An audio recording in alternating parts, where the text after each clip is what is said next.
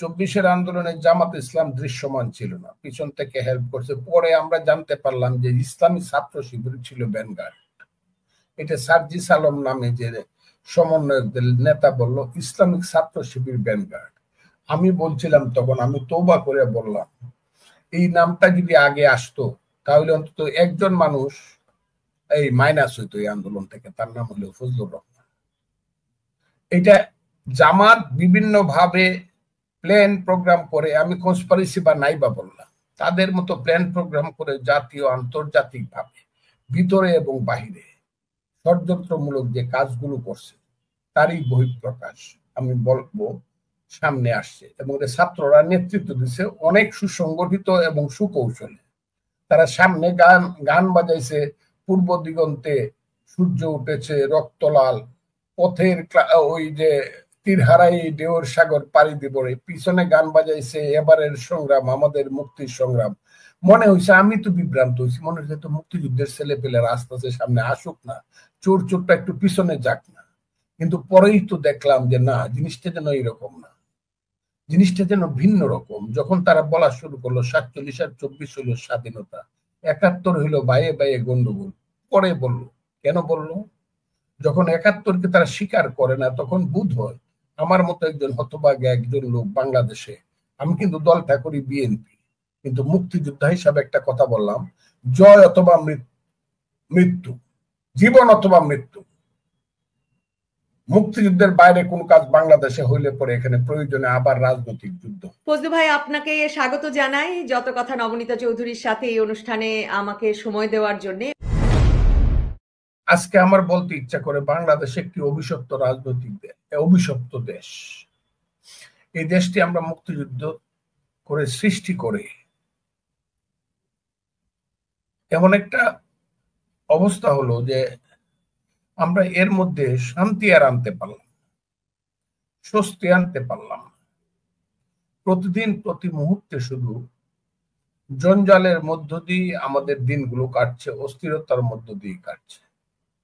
সেই কোথায় 72 থেকে 75 থেকে জিয়াউর রহমানের মৃত্যু 1981, 1981-র পরে এরশাদের 9 বছরের স্বৈরশাসন, 90-এর আন্দোলন, খালেদা জিয়ার শাসন, তারপরে আবার 1 থেকে 6 পর্যন্ত জামাত বিএনপির শাসন, 96 থেকে 2001 পর্যন্ত শেখ হাসিনার শাসন, পরে 15 বছর দীর্ঘস্থায়ী শেখ হাসিনার শাসন।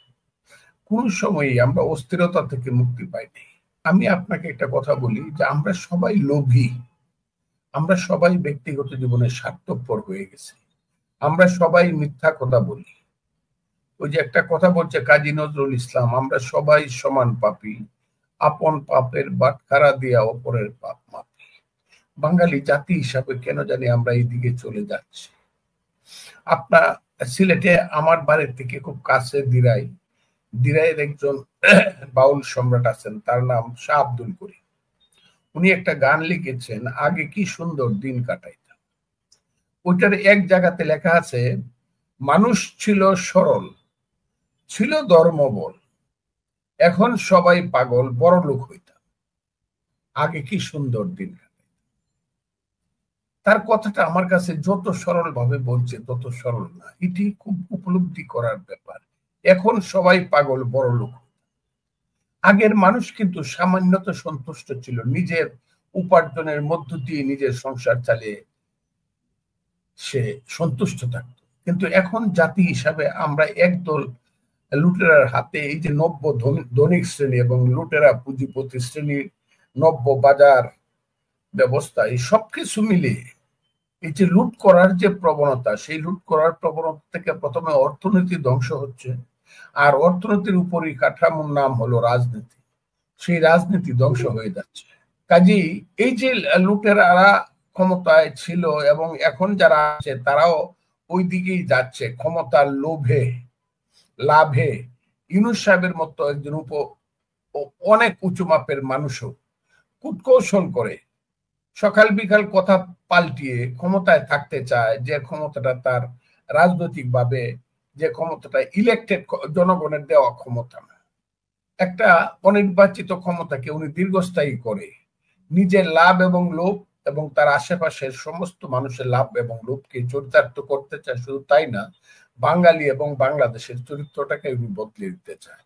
যে আপনি লেবানন দেখেন, কিন্তু ধরুন আমি যদি ছাত্র নেতাদেরই কথা বলি, ধরুন শুধুমাত্র নির্বাচন হয়ে যাবে এবং ক্ষমতার বদল ঘটবে, তাতে আসলে তো কোনো বড় ধরনের পরিবর্তন আসবে না। তারা তো বলছেন, মানে আপনি তার মানে কোনো ভরসা রাখতে পারছেন না যে রাজনীতির লুটপাটের সংস্কৃতি সংস্কারের দিকে বাংলাদেশ যাবে। আপনি বরং মনে করছেন যে এখন যারা ক্ষমতায় আছেন, প্রধান উপদেষ্টা সহ, তারা আসলে ক্ষমতাটাকে স্থায়ী করতে চাচ্ছে। তো আপনার দল বিএনপির ক্ষেত্রে তো এরা বরং বলছেন যে বিএনপি নির্বাচনের জন্য অস্থির হয়ে গেছে, যাতে ক্ষমতায় গিয়ে তারা মানে আরো বেশি লুটপাটে অংশ নিতে পারে, মানে তারা যাতে তাদের ক্ষমতা এক রকমের জাহির করতে পারে।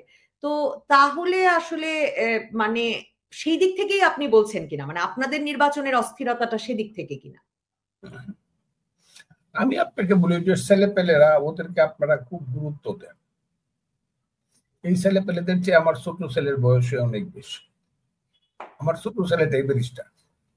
এইসব ছেলেপেলেদের 5 বছর পড়াইতে পারে। অন্য আমার বড় ছেলের বয়স 45। কাজে আমি এইসব ছেলেপেলে কথা বলবে আর তাদের উত্তর আমাকে দিতে হবে, এটা আমি আমার ভাটি অঞ্চলের ভাষায় বলি, আইনরে বাই কলির কাল, ছাগলের চাটে বাঘের কাল। এইসব ছেলেপেলে দেশটাকে কোন দিকে নিবে আমি জানি না। এরা যদি সুস্থির মতি না হয়, এরা যদি সভ্য না হয়, এরা যদি আদব কায়দা না শিখে, শুধু বেয়াদবের মতো কথা বলে, তাইলে এই দেশের ভাগ্যে কপালে দুঃখ আছে।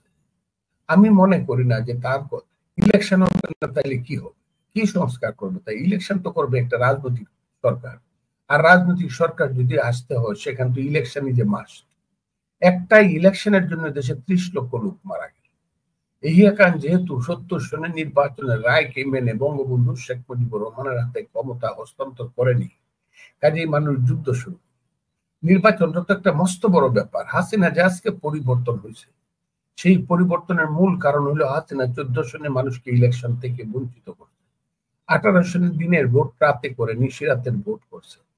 24 সনে আমির ভোট করছে। মানুষের এই যে আকাঙ্ক্ষা, সেই আকাঙ্ক্ষার প্রতিফলনই তো 5ই আগস্টের যখন বলছে এক দফা এক দাবি, শেখ হাসিনা কবে যাবি। শেখ হাসিনা কবে যাওয়ার অর্থই তো হইলো শেখ হাসিনা যাবে আর একটা জাতীয় সরকার আসবে।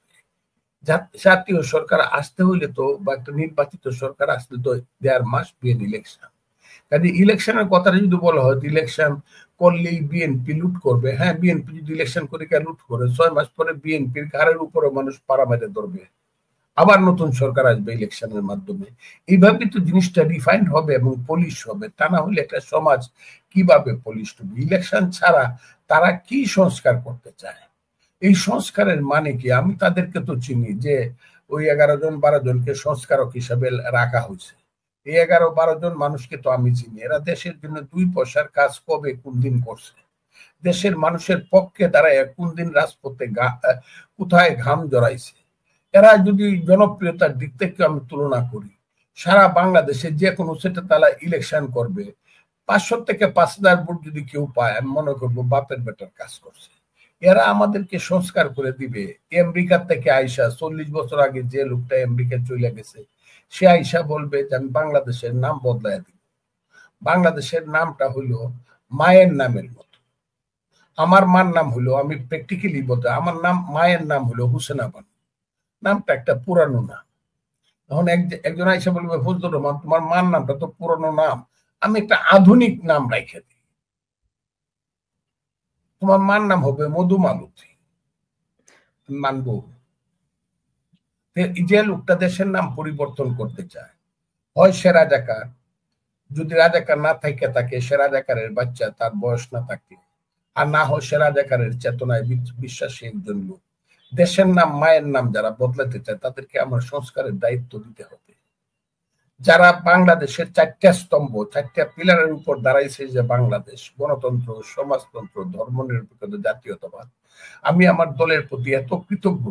বিএনপির মতো দল বলছে যে না, স্তম্ভ বদলানো যাবে না, মূল প্রিন্সিপাল বদলানো যাবে না, অর্থগুলাকে একটু ডিফারেন্স করে দেওয়া যেতে পারে। একটা গণতন্ত্র রাইখা ওই লোকটা 40 বছর যাবত যে বিদেশে থাকে, বাংলাদেশের নাগরিক না, এমনকি আমেরিকার নাগরিকত্ব থেকে সে রিজাইনও করে নাই, সে বললো ওই 3টা স্তম্ভ বাদ দিয়া দিবে। আমার বাঙালি জাতীয়তাবাদ, যে বাঙালির চিন্তায় চেতনায় 52 সনে আমি আমার মায়ের ভাষা রক্ষা করার জন্য জীবন দিছি, রক্ত দিছি, সে আমাকে আমার সেই বাঙালি জাতীয়তাবাদকে সে বাদ দিয়ে দিবে। সেই লোকটা, যে লোকটা 40 বছর চলে গেছে, যে কোনোদিন কোনো আন্দোলন সংগ্রামী ছিল না। আমি ফজলুর রহমান ছিলাম 60-এর দশক থেকে, স্লোগান দিছি তুমি কে আমি কে, বাঙালি বাঙালি, তোমার আমার ঠিকানা পদ্মা মেঘনা যমুনা, রক্ত সূর্য উঠেছে বীর বাঙালি জেগেছে। আমার এই মুখের স্লোগান পদ্মা, আমার তোমার আমার ঠিকানা পদ্মা মেঘনা যমুনা পৃথিবীর 10টা শ্রেষ্ঠ স্লোগানের মধ্যে একটা স্লোগান। আমি এই আলী রিয়াজদের জন্য আমার মুখের সেই ভাষাটা বদলায় ফেলবো, এবং এটা আমাকে মানতে হবে। তার কথা, তার লেখার কথা, যে বলবে আমি সংবিধানকে ছুঁড়ে ফেলে দেব। কিন্তু বাংলাদেশে তো আওয়ামী লীগ এবং বিএনপির মধ্যেও ওই রাষ্ট্রের মূলনীতি নিয়ে যেমন ঐক্য নেই, মুক্তিযুদ্ধের ইতিহাস বা ঐতিহাসিক ন্যারেটিভ, ঐতিহাসিক বয়ানটা কি হবে তা নিয়েও অনৈক্য আছে। তো সেই সূত্রেই কিনা জানি না, আপনি তো নিশ্চয়ই জানেন যে একটা বড় আওয়াজ আছে, বিশেষ করে সামাজিক যোগাযোগ মাধ্যমে তো আছেই, যে আওয়ামী লীগ বিএনপি সব দেখা হয়ে গেছে, এখন থাকুক না, ইউনূস সাহেব দেখি না উনি দেশটাকে কোথায় নিয়ে যান। যারা মনে করে না যে অনির্বাচিত সরকার তাতে কি, যারা মনে করে না যে, যারা মনে করে যে নির্বাচন হলেই বা কি হবে, সেই অংশটাও তো আছে। কাজেই একটা অনির্বাচিত সরকার সেই সমর্থনে যে নির্বাচিত হয়ে যে দলগুলো ক্ষমতায় এসেছে তারা বাংলাদেশের মানুষের প্রত্যাশা সেভাবে পূরণ করতে পারেনি, কাজেই এরা তো থেকে যেতেই পারেন, সেই যুক্তিটার জোরে ইউনূস সাহেবের সরকার দীর্ঘ সময় থাকতে পারবেন? মার নামের আগে, মা, আমি মা ডাকি, মার নামের আগে একটা খুব সুন্দর শব্দ আপনি লাগাই দিলেন। সুন্দর শব্দটা হইল সৎ। তাহলে কি হলো? সৎ মা। এই যে মা না ডেকে আপনি সৎ মা ডাকতে চাচ্ছেন, নির্বাচনটা একটা শব্দ মা, আপনি সামনে একটা সুন্দর স্বপ্ন অনির্বাচিত সরকার লাগাই দিলেন। অনির্বাচিত কোন সরকার তো হতে পারে না, এইটা ইন্টারিম পিরিয়ডের জন্য হইতে পারে, এইটা খুবই লিমিটেড পিরিয়ডের জন্য হইতে পারে। বট গাছ যেমন, কলা গাছ যেমন বট গাছের চেয়ে উঁচু হওয়া উচিত না বা উঁচু হয় না, অনির্বাচিত সরকার ও নির্বাচিত সরকারের চেয়ে বেশি আয়ু পাওয়া উচিত না। আর আমরা তাদেরকে চরিত্র যা জানতেছি, এক ভাতে টিপ দিলে সব ভাতের খবর পাওয়া যায়, অথবা যদি একটু ভদ্রলোকের মতো বলা হয় মর্নিং শোজ দ্য ডে, সকালবেলায় বুঝে যায় দিনটা কেমন যাবে। ইউনূস সাহেবের নেতৃত্বে সরকার তো খুব ভালো মানুষদের সরকার বলে আমার মনে হইতেছে না। এমনকি উনার নিজেরাও, আমি বলছিলাম, উনি বাঙালির শ্রেষ্ঠ সন্তানদের একজন, আগামী 100 বছর তার মতো সন্তান আসবে কিনা জানি না। কিন্তু আজকে আমি, আমার মনে হয় আমার কথাটা বোধহয় একটু বেশি বলে ফেলছিলাম আবেগের তাড়নায়। ইউনূস সাহেব তো সকাল বিকাল রাত্র দুপুর কথার মধ্যে তো উনি ঠিক থাকতে পারেন না। উনি তো সবাইকে কিছু না দিয়ে উনার নিজের যে 1000 কোটি টাকার যে ট্যাক্স, এটা তো 31শে ডিসেম্বর 2029 সন পর্যন্ত মাফ করায় নিয়ে নিলেন। আমি আপনাকে কাগজ গ্যাজেট দেখাইতে পারি, সবকিছু আছে। উনি তো উনার সবকিছু মাফ করলেন। উনার আশেপাশের লোকজন, এনজিও যারা করত তাদেরকে উনি মন্ত্রিত্ব দিলেন, এবং মন্ত্রিত্বের সমস্ত মন্ত্রিসভা উনি চালাচ্ছেন। ইচ্ছা করলে উনি কাজের বুয়ারেও উনার মন্ত্রী করতে পারেন। আমার তো উনার যে ব্যাপকতা, উনার সারা পৃথিবীতে উনার যে নাম, এখন আমার মনে হয় উনার নামটা শুধু ব্যবসা বাণিজ্য এনজিও করার জন্য নাম, বাট পলিটিশিয়ান ইজ পলিটিশিয়ান।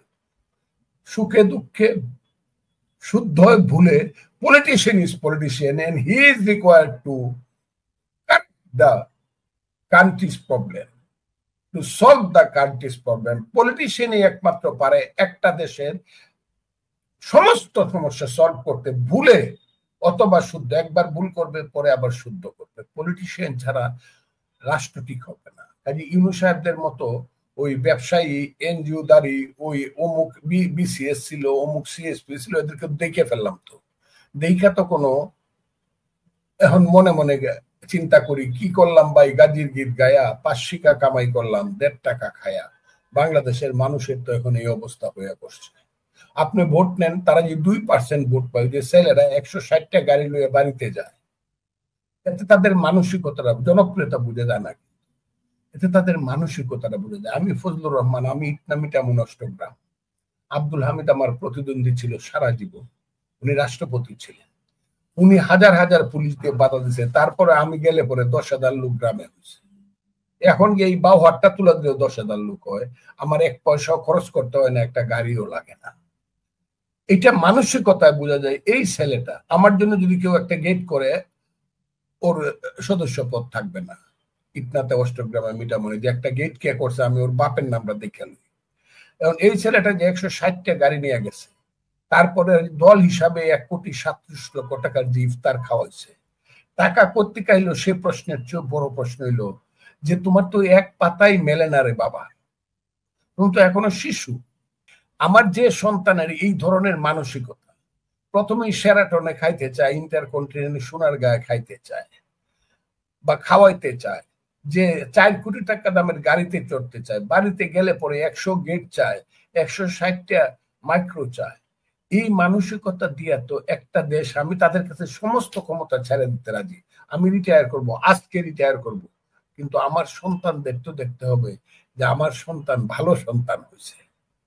আমি আমার সন্তানকে সবকিছু লিখে দিয়ে দিতে রাজি, কিন্তু সন্তানের বেয়াদবি তো আমি সহ্য করব না। এইটা হচ্ছে বাংলাদেশে। এই সন্তানেরা দেখা, তারা কেন প্রথমেই বললো 47 আর 24 হইলো স্বাধীনতা, 71 কিছু না, এই কথাটা কেন বললো? এইটার উত্তর দিয়ে তো এদের জান বাঁচবে না। আমি তো বললাম তো একটা ইতিহাস। 2024 আগস্টের পর সারা বাংলাদেশ জুড়ে বিএনপির বিভিন্ন অঙ্গ সংগঠনের নেতা কর্মীরা এবং বিএনপির নেতা কর্মীরা এই কাজটি করছেন যে তারা নাকি নানা রকম চাঁদাবাজি, লুটপাট, গায়ের জোর খাটানো, এগুলোতে জড়িত হয়ে পড়েছেন। জামায়াতের আমির থেকে শুরু করে এমনকি বিএনপি নেতৃবৃন্দের অনেকেও স্বীকার করছেন এবং বলছেন যে এদেরকেও কন্ট্রোল করা যাচ্ছে না।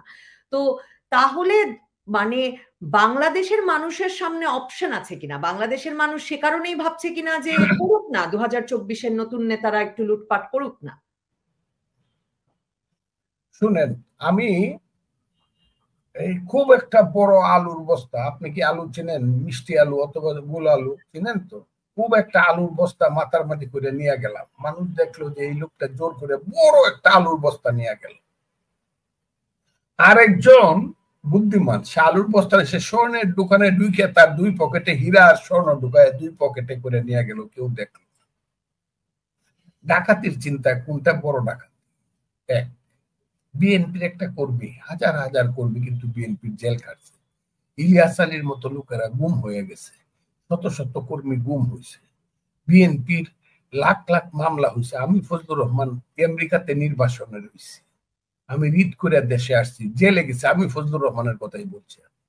10 বছর আমি বাড়িতে যেতে পারি নাই, মা বাবার কবর দেখতে যাইতে পারি।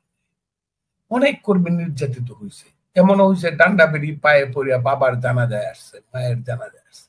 সেই ছেলেটা জেলখানা থেকে বাইরে যখন ইদানিং কালে দেখছে স্ত্রীর পেটে ভাত নাই, অসুস্থ স্ত্রীর চিকিৎসা নাই, বাচ্চাটার গায়ে একটা শার্ট নাই, আমারও খাওয়ার কোনো ব্যবস্থা নাই, হইতে পারে এই ছেলেটা কারো কাছ থেকে 10,000 টাকা নিছে, হইতে পারে 5,000 টাকা নিছে, আমি এটা অস্বীকার করবো। এটা তো একটা বিএনপি তো একটা প্ল্যাটফর্ম, এটা তো একটা মানে খুব সংঘবদ্ধ একটা দল, তা না, নিতে পারে। এরকম করছে বলে দুর্নামটা বেশি হয়েছে। দোকানে গিয়া কইছে 500 টাকা দাও, 200 টাকা দাও, রিক্সাওয়ালার কাছে চাঁদা চাইছে, বাস স্ট্যান্ডে গেছে, এই নাম হয়েছে।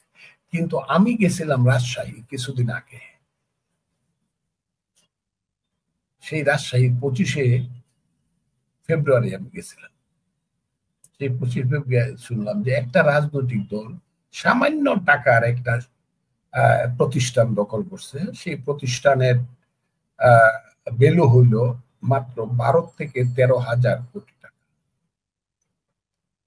সারা বিএনপি মিল্লা যে লুটটা করছে, যদি করিয়াও থাকে, এক রাজশাহীতে যে একটা রাজনৈতিক দল যারা স্লোগান দেয় 2 সাপের 1 বিষ, নৌকার দানেশ, এক রাজশাহীতেই তারা 12-13,000 কোটি টাকা। ওই দিনও আমার কাছে ময়মনসিংহের কি কি দখল করছে তারা, অকল্পনীয় ব্যাপার। সমস্ত ব্যাংক দখল করে বসে আছে। আপনাকে আমি বলি, সমস্ত সচিবালয় তারা দখল করে বসে আছে। মন্ত্রী কিছু না, উপদেষ্টা কিছু না, তাদের ঠিক করা আছে তোমরা 5 জন পিডব্লিউডি মিনিস্ট্রি দেখবা, কে প্লট নিয়ে দেখবা, তোমরা 5 জন কমিউনিকেশন দেখবা, তোমরা অমুকরা শিক্ষা দেখবা, মাস্টার করে বদলি হইতে করে। এইভাবে একদিনে তারা হয়তোবা দেখা গেল 100 কোটি টাকা তারা চাঁদাবাজি করছে। আর বিএনপির কর্মীরা 100 জনে মিলে দেখা গেল 10 লক্ষ টাকা চাঁদাবাজি করছে। আর ওরা আপনি যে স্লোগানের কথা বললেন সেটা তো জামায়াতে ইসলামীর স্লোগান, মানে আপনি জামায়াতে ইসলামীর কথা বলছেন। এটাই শোনা যায় যে জামাতে ইসলামী চুপ করে গেছে, এদের পেট ভরে গেছে, অন্যরা চোর কইতেছে, কিন্তু ওরা মনে করতেছে কাক যেমন চোখ বুঝে সবকিছু লোকায় মনে করে, কেউ বুঝি দেখে নাই, মানুষ কিন্তু দেখে ফেলছে। কাজে এই রাজনৈতিক দলগুলো এমন হয়েছে, বিএনপির ত্রুটি বিচ্যুতি যেমন আছে, বিএনপির কিন্তু অ্যাকশনটাও তেমন আছে। আমরা প্রায় 500 থেকে 700 নেতা কর্মীকে কিন্তু দল থেকে আমরা বহিষ্কারও করছি, তাদের বিচারও করছি। তারপরে আমরা করব, আপনি তো এটা নিয়েই খাইতে হবে। আমার বাড়ি যদি বাঙ্গাচোরা থাকে, আমার বাবা যদি সেরা পাঞ্জাবি বা শার্ট গায়ে দেয়, তাকেই তো আমার বাবা ডাকতে হবে। সুটকুট পরে লোককে তো পছন্দ করলে আমার হবে না। আমার দলগুলো তো রাজনৈতিক দলগুলো ওখানে গড়িয়া উঠে নাই। 72 থেকে ধরে আজ পর্যন্ত 54 বছর একটা রাজনৈতিক দল, আমি পলিটিক্যাল সায়েন্সে মাস্টার ডিগ্রি করার লোক, একটা রাজনৈতিক দল যেভাবে গড়ে উঠে সেই প্রচেষ্টাটা তো আমরা করি নাই বলে এখন করতে হবে। আর যারা করছে তাদের তাদের যাদের সেই আছে সংগঠিত শক্তি কিছু আছে, তারা তো ফিলোসফিক্যালি তারা তো ডাইভার্টেড লোক, পারভার্টেড লোক। আপনি কি আমার কথাটা বলতে জায়গা থেকেই কি এই কথা নাকি যে আগে সংস্কার পরে নির্বাচন? আর আপনি যে এই রাজনৈতিক বাস্তবতার কথা বললেন যে আসলে গুরুত্বপূর্ণ সব জায়গায় বসে আছে, আপনি জামায়াতে ইসলামীর কথাই বলেছেন। জামায়াতে ইসলামীর বড় বড় ব্যবসা গুলো থেকে শুরু করে সরকারি বড় পদ থেকে শুরু করে, মানে তারা একরকম গুছিয়ে বসেছে, এই তো আপনি বলছেন। আর জাতীয় নাগরিক পার্টি ছাত্রদের এই দল তো ধরেন ক্ষমতাই আছে। তাহলে এখন যে বন্দোবস্ত, তাতে তো ডক্টর মোহাম্মদ ইউনূসের এই অন্তর্বর্তীকালীন সরকার লম্বা সময় থাকলে এই বন্দোবস্তের খুব সুবিধা হয়। তাহলে তো আমি দেখি বিএনপি ছাড়া আর কারো নির্বাচনের দরকার নাই। তো শুধুমাত্র বিএনপির সুবিধার জন্য জামায়াতে ইসলামী, জাতীয় নাগরিক পার্টি, ছাত্রদের দল কিংবা ডক্টর মোহাম্মদ ইউনূস নির্বাচন দেবেন কেন? না, একটা পার্টি নির্বাচন চায় না, আর সবাই আমরা নির্বাচন চাই দ্রুত। একটা পার্টি, ওয়ান পার্টি। এটা হলো ওই যে সমস্ত গাছের গোড়া, ওই যে রসুনের গোড়া এক, এই সব জামাত থেকে সৃষ্টি। এবি পার্টি, নতুন নাগরিক পার্টি, আরো যদি দুই একটা হয়, হ্যাঁ, এক বৃন্তে বহু ফুল। এখানে এইগুলা জামাতের বৃন্ত থেকে এই ফুলগুলা ফুটছে, এবং তাদের চেতনার স্তরও এক, প্লাস মাইনাস আছে একটু একটু, মানে ওই কি কয় গ্রেডের ডিফারেন্স আছে, কিন্তু চেতনার স্তর সবারই এক। মুক্তিযুদ্ধকে মানবো না, শেখ মুজিবুর রহমান একটা ফ্যাসিস্ট ছিল, বাংলাদেশের 72-এর সংবিধানটা আওয়ামী লীগের ম্যানিফেস্টো আছিল, এগুলো সব ছিঁড়ে ফেলা দিতে হবে। এই ব্যাপারে যারা যারা একমত তারা ইলেকশন চায় না। আর এর বাইরে যা আছে সবাই ইলেকশন চায়। সবাই, আপনি আমাকে একটা নামও বলতে পারবেন না যে ওরা ইলেকশন চায় না। সবাই বলে যে দরকার নাই সংস্কার অপসংস্কার, কিচ্ছু দরকার নাই, আগে ইলেকশনটা দেও। তুমি কে, হু আর ইউ? ইলেকশন দেও, let the people of the country. তারা 2024-এর আন্দোলনের বিজয়ী পক্ষ, তারা 2024-এর আন্দোলনের নেতৃত্ব দানকারী পক্ষ। সেই জাতীয় নাগরিক পার্টিকেও আপনি যদি জামায়াতে ইসলামী বলেন, এবং জামায়াতে ইসলামীও তো ভীষণ শক্তির সঙ্গে 2024-এর আগস্টের পরে প্রকাশ্য রাজনীতিতেও সংগঠিতভাবে এলো। তো এই দুই দল নির্বাচন চাইছে না, তো ধরেই তো নেওয়া যায় 2024-এর বিজয়ী পক্ষ নির্বাচন চাইছে না। তো তাদের তো সেটা না চাওয়ার অধিকার আছে। এক নম্বর হলো 24-এর আন্দোলনে জামাত ইসলাম দৃশ্যমান ছিল না, পিছন থেকে হেল্প করছে। পরে আমরা জানতে পারলাম যে ইসলামী ছাত্র শিবির ছিল ভ্যানগার্ড। এটা সার্জিস আলম নামে যে সমন্বয়কদের নেতা বলল ইসলামিক ছাত্র শিবির ভ্যানগার্ড। আমি বলছিলাম তখন, আমি তওবা করে বললাম, এই নামটা যদি আগে আসতো তাহলে অন্তত একজন মানুষ এই মাইনাস হইতো এই আন্দোলন থেকে, তার নাম হলো ফজলুর রহমান। এটা জামাত বিভিন্ন ভাবে প্ল্যান প্রোগ্রাম করে, আমি কনস্পিরেসি বা নাইবা বললাম, তাদের মতো প্ল্যান প্রোগ্রাম করে জাতীয় আন্তর্জাতিক ভাবে ভিতরে এবং বাহিরে ষড়যন্ত্রমূলক যে কাজগুলো করছে তারই বহিঃপ্রকাশ আমি বলবো সামনে আসছে। এবং ছাত্ররা নেতৃত্ব দিচ্ছে অনেক সুসংগঠিত এবং সুকৌশলে। তারা সামনে গান বাজাইছে, পূর্ব দিগন্তে সূর্য উঠেছে রক্তলাল, পথের ওই যে তীর হারাই ঢেউর সাগর পাড়ি দিব রে, পিছনে গান বাজাইছে এবারের সংগ্রাম আমাদের মুক্তির সংগ্রাম। মনে হয়েছে, আমি তো বিভ্রান্ত হয়েছি, মনে হচ্ছে তো মুক্তিযুদ্ধের ছেলে পেলেরা আস্তে আস্তে সামনে আসুক না, চোর চোরটা একটু পিছনে যাক না। কিন্তু পরেই তো দেখলাম যে না, জিনিসটা যেন এইরকম না, জিনিসটা যেন ভিন্ন রকম। যখন তারা বলা শুরু করলো 47 আর 24 হইল স্বাধীনতা, 71 হইলো বাইয়ে বাইয়ে গন্ডগোল। পরে বললো, কেন বললো? যখন 71-কে তারা স্বীকার করে না, তখন বোধ হয় আমার মতো একজন হতভাগা একজন লোক বাংলাদেশে, আমি কিন্তু দলটা করি বিএনপি, কিন্তু মুক্তিযোদ্ধা হিসাবে একটা কথা বললাম, জয় অথবা মৃত্যু, জীবন অথবা মৃত্যু। মুক্তিযুদ্ধের বাইরে কোন কাজ বাংলাদেশে হইলে পরে এখানে প্রয়োজনে আবার রাজনৈতিক যুদ্ধ। যখন বলা হলো শেখ মুজিবুর রহমানকে এই দেশে অপ্রাসঙ্গিক করে দেওয়া হবে, তার ছবিটা বঙ্গভবন থেকে নামানো হইলো, আমি হতবাগা বলছিলাম শেখ মুজিবের এই আঙ্গুলটা টাইনা সুজা করতে অথবা নামাইতে ওই যে রাজাকারের বাচ্চারা চিরদিন পারবে না, ইতিহাসে থাকবে। এই কথাটা আমি বলছি, এখনো কথাটা বলছি। তারা যদি এইসব আলাপ আলোচনা, এই দেশকে আফগানিস্তান, সিরিয়া, লেবানন বানায় ফেলবে, এইসব আলাপ আলোচনা বাদ দিয়ে যদি গণতন্ত্রের পথে চলে এবং বাপের বেটা যদি হয়, তারাতে গণতন্ত্রের পথে গেলে মানুষের সমর্থন নিয়ে তারা যদি রাষ্ট্র ক্ষমতা 100 বছর চালায়, সেটা শরিয়া আইন করুক, তালেবান করুক, আমার কোনো আপত্তি নেই। Let them come to the field to take the মানে support of the people, decision of the people, তাদেরকে আসতে বলেন। এখানে না থেকে চক্রান্ত করে ওই ভিতরে থেকে সমস্ত প্রতিষ্ঠানগুলো, ঢাকার মতো বিশ্ববিদ্যালয়ে রাজাকাররা হবে হেড, রাজশাহীর বিশ্ববিদ্যালয়ে, এগুলো আমি চিন্তাও করি না। এই বাংলাদেশটা আমি চাই না, এবং এই বাংলাদেশটা যারা করতে চায় তাদের বিরোধিতা করবই। যেই হোক, মুক্তিযুদ্ধ যেহেতু করছি, that was my commitment to the people of the country. আমার মায়ের কাছে আমার শপথ আছে, আমার বাপের কাছে আমার শপথ আছে, আমার দেশের জনগণের কাছে আমার শপথ আছে। আমার যে ভাগনাটা মরে গেছে পাশের থেকে গুলি খায়া, যুদ্ধে, সিলেটের যুদ্ধে মারা গেছে, সুনামগঞ্জের যুদ্ধে মরে গেছে, আমার যে ভাগনাটা লাভ মেরে পাশাত উপর উঠে বলছে, মামা মা খেদে মারে দেখো মামা, মরে গেছে গা, মা পাগল হয়ে মরছে। অত সহজে ছেড়ে দেওয়া হবে না বাংলাদেশের মুক্তিযুদ্ধ। এই কথাটা আপনাকে আমি বললাম। যা করে সব, আমি ছেলেদের সব কথায় আমি রাজি হব, কিন্তু মুক্তিযুদ্ধ, আধুনিকতা, গণতন্ত্র, মানুষের পেটের ভাত, পরনের কাপড়, শুধু এফতাদিয়া মাদ্রাসা আর কি মাদ্রাসা, কওমি মাদ্রাসা না, সেটাও চলবে। আবার এই দেশে স্কুল, কলেজ, বিশ্ববিদ্যালয় চলবে।